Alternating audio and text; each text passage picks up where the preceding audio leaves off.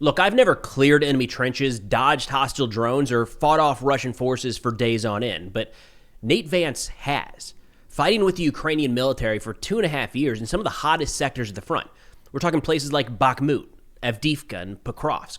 So I thought it was worth talking to Nate, a U.S. Marine Corps veteran and machine gunner, to get his take, the perspective of an infantryman, on what the Ukrainian military is doing well and what they can improve upon. Now, you can follow Nate on X or Twitter. His profile will be linked in the description below. And with that, let's get to the conversation. All right, Nate, thank you so much for taking the time, man. I know we're going to spend really the duration of today's show talking about some infantry tactics, what you think, coming from a Marine Corps experience here in the United States and having fought in Ukraine, what are some things they're doing well, and what are some areas where you think they might be able to improve? But the big question I think we need to get out of the way, first and foremost, you were a machine gunner in the Marine Corps, correct? Mm-hmm. Okay. Mm-hmm. Your cousin was not infantry, reporter, something like that. Do you, face-to-face, when you're with him, do you call him a pogue, or where does that sit? 100%. Yeah. Okay, great. Yeah. Like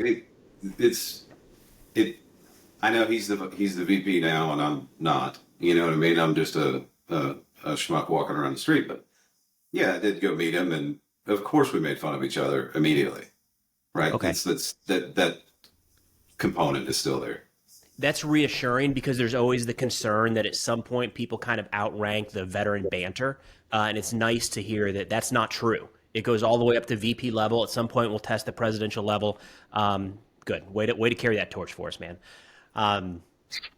Diving into your time in Ukraine here. You were in some of the hottest spots: Kupiansk, Bakhmut, Avdiivka, Da Vinci Wolves. Is that correct? Mm-hmm.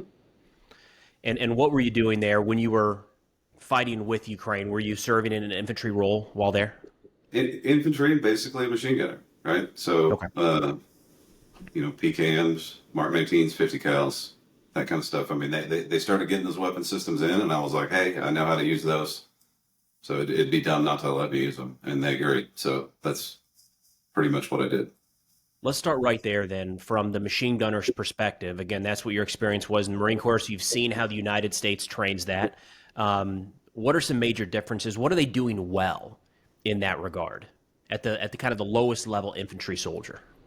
Well, the one thing that they're doing well, I think this is pretty obvious, is their coordination of drones and that. So, when I was in the Marines, because I'm old, our greatest observation tool was a pair of binoculars or your eyeballs. And the ability to see the target or see targets approaching before you could do that with your eyeballs is great, right? So typically, if we were using a machine gun and we're shooting long distances, because that's what I was trying to kind of explain to them, is these things are not point and shoot type weapons. These are like little miniature artillery pieces if you know how to use the mill system properly, right?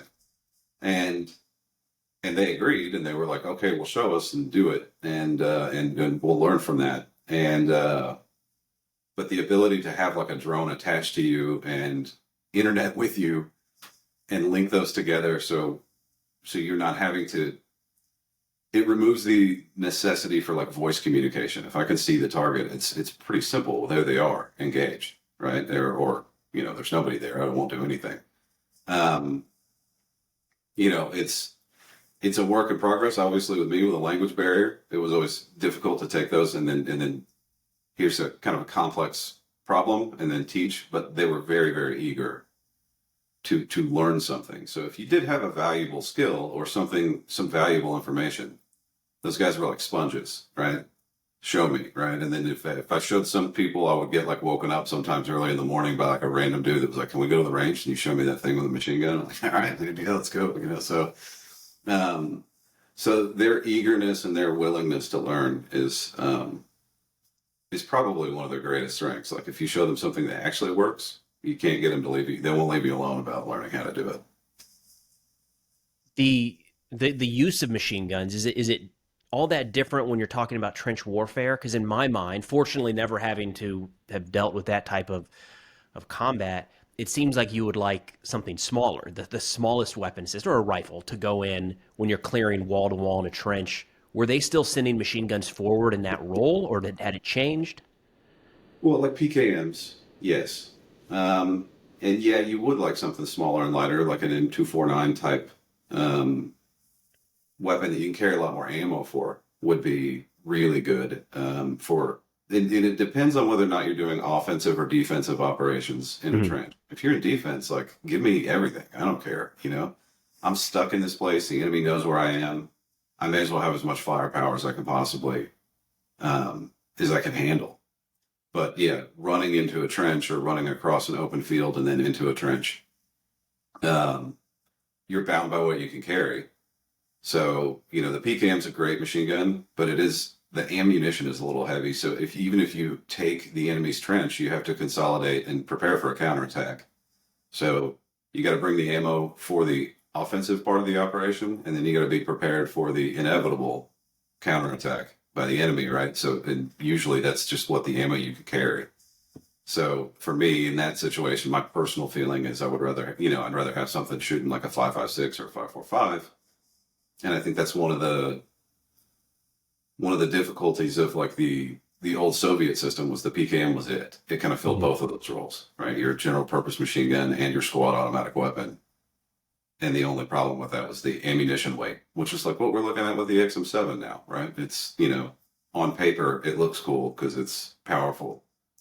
In your magazine pouches, it looks like shit. Excuse my language, but, It doesn't just look cool on paper; it looks cool in pictures too, and there's got to be some points for that. Yeah, I mean, I don't know, dude. Like it's one of those things. I think for most infantrymen, I don't know a single infantryman ever in history that is like, oh hey, I got this system that works pretty good. Make it heavier and add batteries. You know what I mean? Like not one time has any grunt ever asked for that. So Yeah. I think they kind of solved it. But anyway, I don't want to get off track, but I think heavier is not always better. So.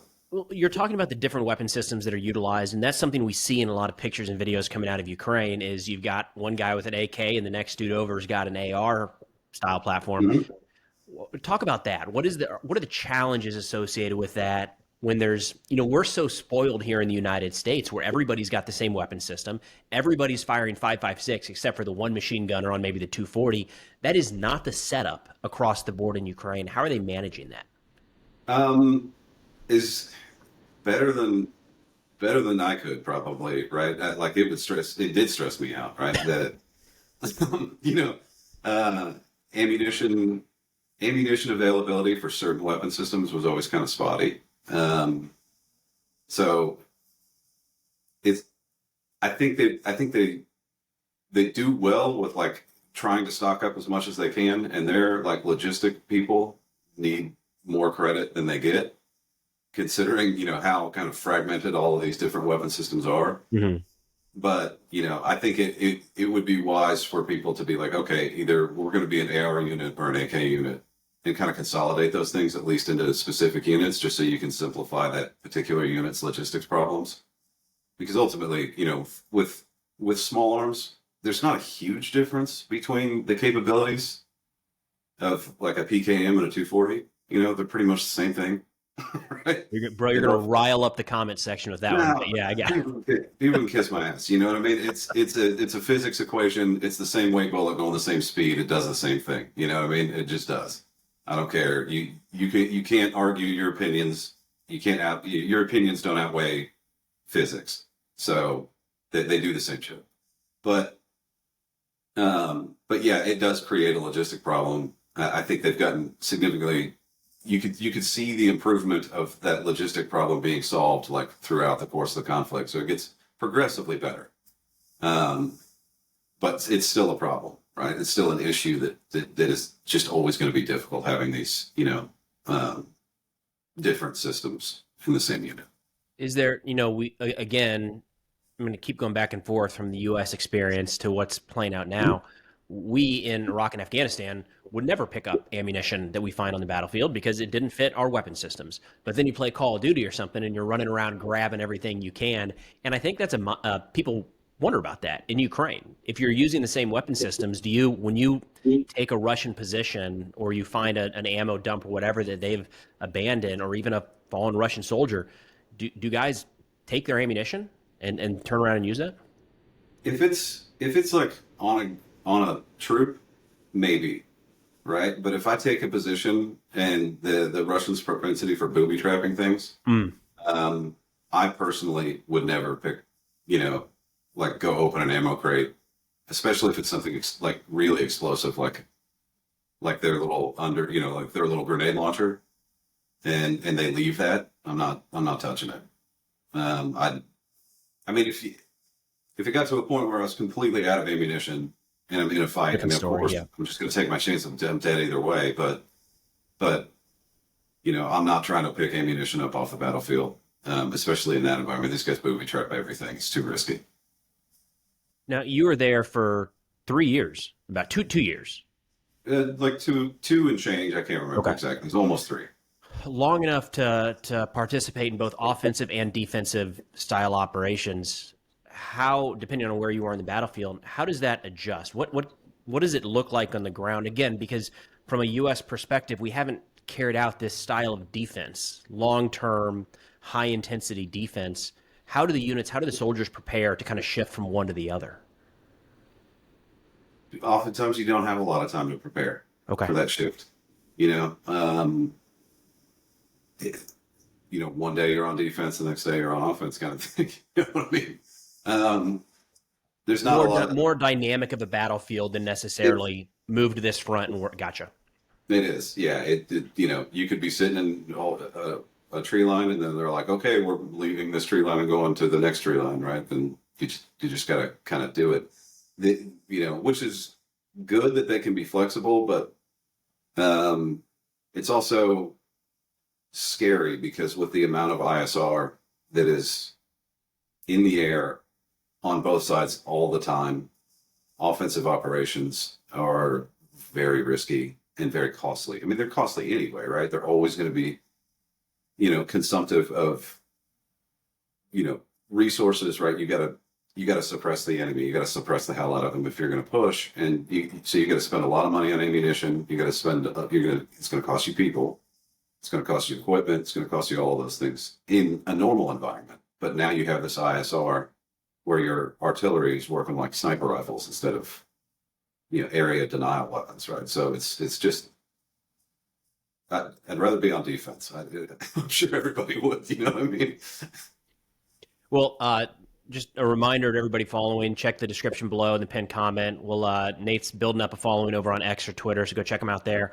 Nate, one more question on this, and I want to make sure we spend some time on what you think could be improved from your perspective.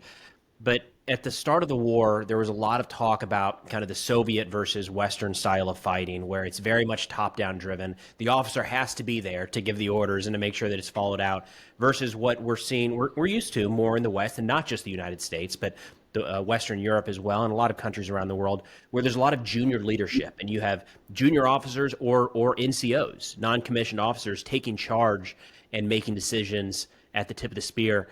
Did you see that change throughout your time there? And what does that decision-making process look like kind of at the soldier level? I've seen it change a little bit, and this kind of goes into when we talk about areas for improvement. Okay. I've seen it change a little when I first got to Ukraine, very, very kind of Soviet. Like even what I had learned how the Soviets would operate, I'm watching the Ukrainians, and it's very much reminded me of what I had learned about how the Soviets operated. And having kind of experienced both systems, that the Soviet one sucks. It's just terrible. It worked in probably the 19 teens when you didn't have communication tools and things like that. And when the battlefield wasn't so spread out, because this is not like large formations of people slamming into each other like you see in the movies. This is a million tiny little fights happening simultaneously all across the front, right? So it's these little miniature kind of conflicts, in different areas. And in those different fights, you're not going to be able to have a singular control of all of those different little things. You only have so much mental bandwidth as a commander. So you have to delegate some of those tasks and some of those decision-making abilities.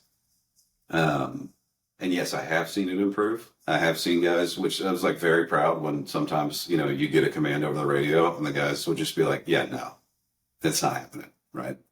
And not because it was, being disrespectful to the commander. It's just like, that's not going to happen, right? Like, I can tell you no, or I can say yes, and then I won't be here. Either way, it's not going to happen, right?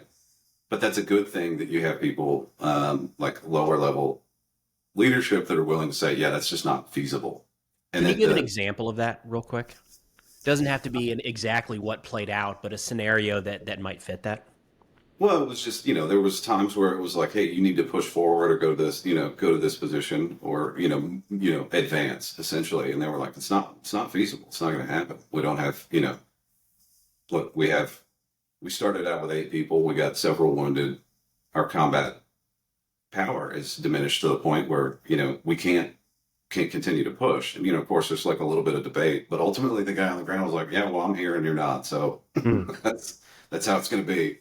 And it was the right decision, right? Like it would have just, continued to get progressively worse if we did those things. So good decision, good on that guy. But, of course, I'm like not speaking Ukrainian. I'm like watching the radio and I'm like, I'm pretty sure I know that emotional response. I know what that means. Like he's telling that guy no. So, but that means that like they're deferring to the guys on the ground, which is good.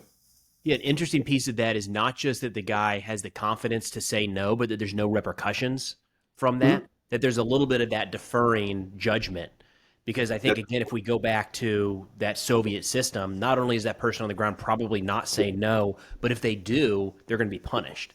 So it does sound like progress. The fact that that's happening at all sounds like a lot of progress. And that seems to be what I've heard across the board as well. Yeah, and that's like I don't know if it's like a service-wide, I was in one place with one group of guys, right? So I don't know if that's a service-wide, and I don't believe that it is, at least not yet, like an SOP, where there's certain decisions that can be made by the guy on the ground, and, and then the guy above him has to just accept that the guy on the ground is going to be better informed than the guy on the radio, right? But the fact that it's happening at all and that you can come back and then have a discussion about it and say, well, this is what I was seeing, and that's why I said no. And that's important. Was there anything you worked to change while you were there that maybe is still in progress?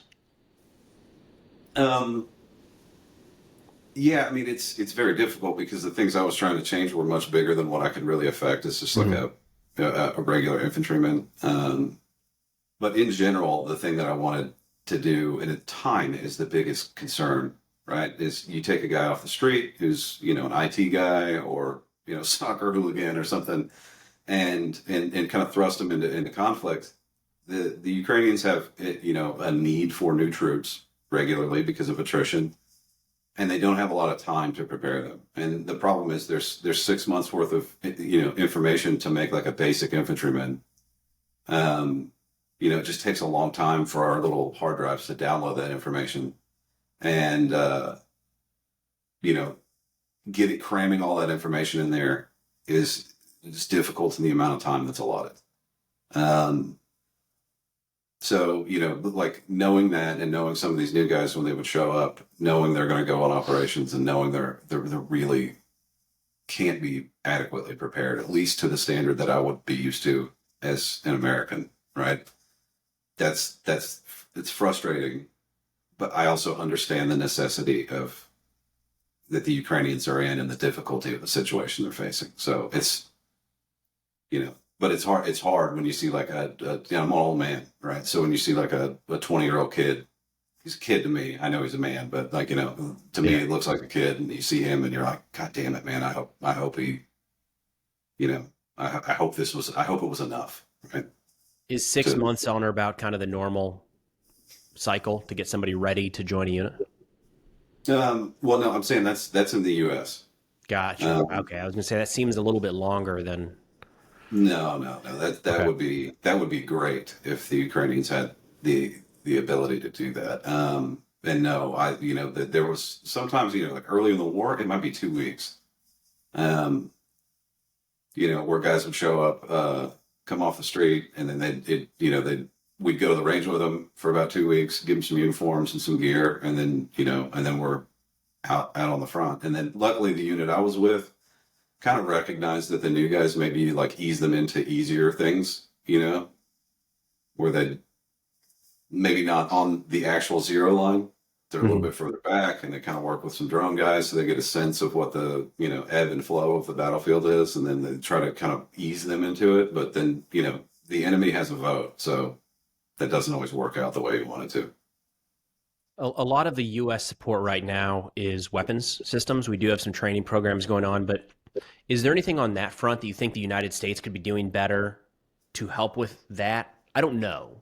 Like, is it helping more training? I think so. The problem with the training, at least that I've seen it, and I didn't go to any of these like, foreign like British or French training programs. But I think that more so than training them how to do tactics, right? The way I look at training anybody in any endeavor is you have two parts, especially if it's a team sport.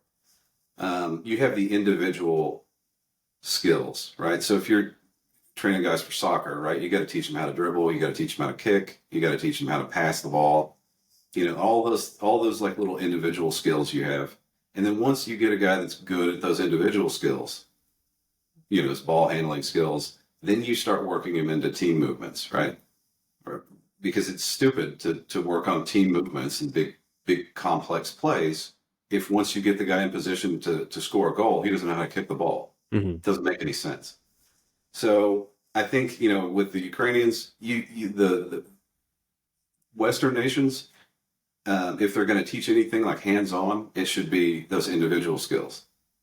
And then the Ukrainians should work on their tactics as a group, because they're the ones that are understanding that they understand the ground. They understand what their capabilities are, what their limitations are. They understand those things. So if you get, the U.S. Army comes over and starts teaching Ukrainians, the U.S. Army is always in the back of their mind, knows they have $1 trillion Air Force and multiple layers of air superiority over their head all the time. That changes their tactics, and those won't work in Ukraine. And that's not that the American system's wrong. It's just that we spend $900 billion a year on defense spending. Right? We should have, some different capabilities.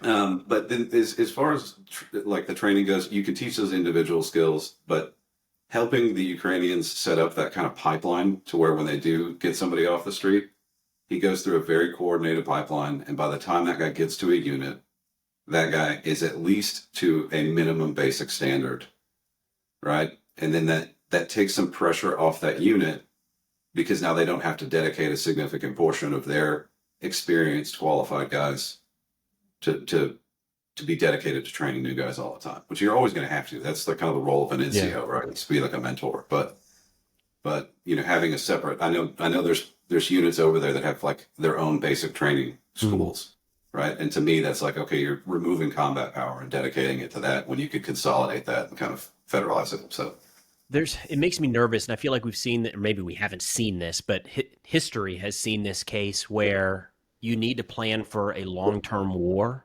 And it would have been great if some of these things were in place 3 years ago, but you can't foresee the future and can't see what is necessarily needed. But like in this case, it sounds like the United States or other NATO countries could provide kind of the structure of support. We can teach basic marksmanship, right? Basic rifle marksmanship, maybe how to throw grenades, basic first aid. But then as soon as it gets into maybe even movement to contact or anything, like a little bit above basic marksmanship, handed off to the Ukrainian soldier that is just back from the front after 2 years in the East or something, because he knows the actual tactics that changed yesterday, which is wild, right? It's not even months, it's days. Yeah, it's so rapidly evolving that I don't think, and you got to think like the Ukrainians started out with like almost no air power, almost no ability to provide close air support.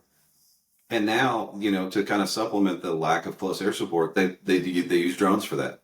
Right. And it's not perfect, right? It could be better. I would always prefer, a JDAM over an RPG warhead strapped to a drone, but you work with what you got, right?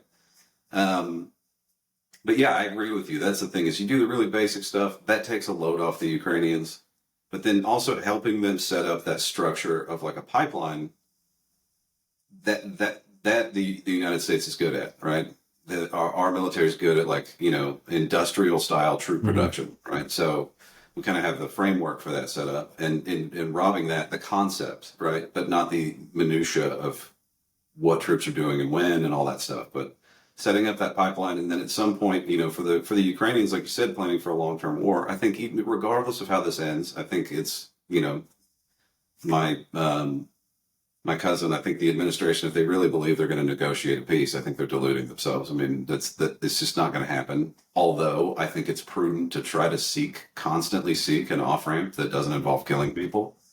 So I'm kind of have mixed emotions about that. But for the Ukrainians, no matter how this ends, they're still going to have a really hostile neighbor forever, right? So you have to prepare for, I think the one mistake, early on, if hindsight's 2020, the one mistake was that they were not adequately prepared for this in 2022. I mean, they held the ground, but it was very close, right? Like, it was on a razor's edge there for a little while.